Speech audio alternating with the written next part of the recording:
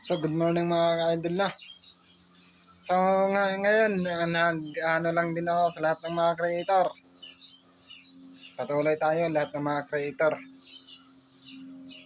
Ako, magpatuloy talaga ako ng mga, ko, dito sa social media. Kasi, sanay naman ako linalait eh. Manlalait nga kahit pinsan, pinsan, at kahit tsain, manlalait nga. Diyan ba kaya sa social media? And walang manlalait na ibang tao. Ako, magpatuloy ako sa naramdaman ko kasi sanay na ako sa nalait na tao. Okay lang. Pero, shoutout dyan sa dyan, nanlalait sa akin. Sana tumataas sila.